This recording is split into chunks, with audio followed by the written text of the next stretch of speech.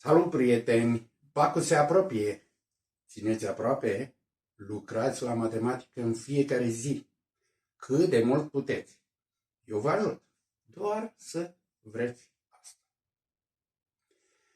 Am revenit cu o problemă tot de analiză matematică. Voi continua un timp cu analiza matematică de clasa 11-a.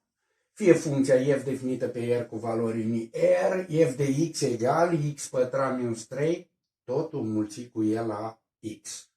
Arătați că f derivat de 1 egal 0. Aici, într-o astfel de situație, unii dintre voi abordează greșit o astfel de problemă și anume calculează f de 1, care va fi minus 2e, evident, 1 minus 3 minus 2, e la 1 e, deci minus 2e, care este o constantă, după care derivează această constantă și obține 0. Într-adevăr, dar este greșit. Aici este doar o coincidență faptul că f derivat de 1 îmi dă 0. Dacă veți încerca să calculați f derivat de 2, o să vedeți că nu mai obținem 0. Dar dacă aplicați ceea ce am discutat, procedeul greșit pe care l-am discutat exact adineauri, veți obține tot 0. Indiferent ce valoare ați pune aici în paranteză, dacă aplicați acel procedeu greșit, veți obține întotdeauna 0, pentru că voi calculând o valoare particulară a funcției f, vei obține o constantă pe care dacă o derivezi, obții întotdeauna 0. Deci acest procedeu este greșit.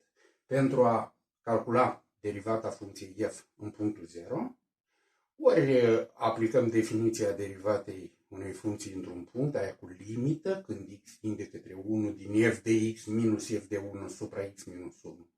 Ceea ce nu recomandă în situația de față, este mult mai simplu să calculăm funcția derivată. Deci calculăm mai întâi derivata funcției f. F derivat de x egal x la a doua minus 3, totul mulțit cu e la x, totul derivat. Observăm că aici avem un produs între o funcție de gradul al doilea, x la a doua minus 3, și funcția exponențială e la x. Regula de derivare a produsului a două funcții, care era? F ori g, totul derivat, este egal cu f derivat ori g nederivat plus f nederivat ori g derivat. Exact această regulă o vom aplica și noi aici. Egal cu x la a doua minus 3, totul derivat, ori e la x nederivat, plus x la a doua minus 3 nederivat, ori e la x derivat, ceea ce este egal cu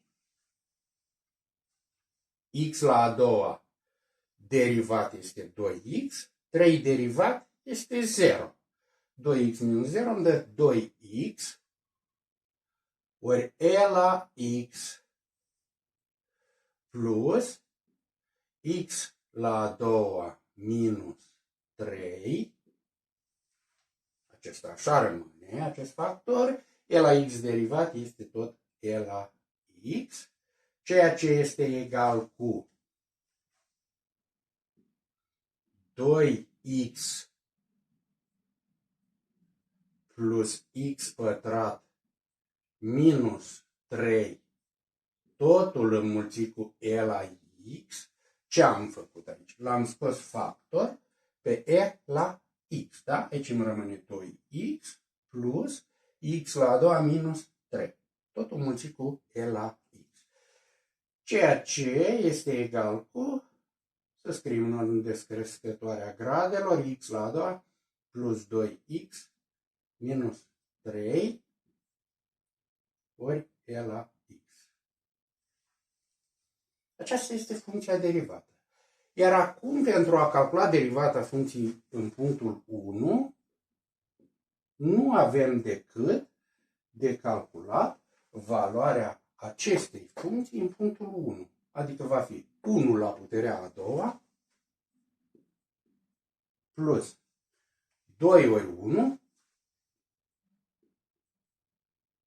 minus 3, totul înmulțit cu e la puterea 1, adică egal 1 plus 2 minus 3 ori e. 1 plus 2 minus 3 este 0, înmulțit cu e îmi dă 0, deci într-adevăr f derivat de 1 este 0. Vă mulțumesc pentru atenție, voi reveni foarte, foarte curând cu aceeași funcție, o altă problemă. La revedere! Nu uitați ce v-am spus, lucrați la matematică. Mult, cât puteți voi de mult.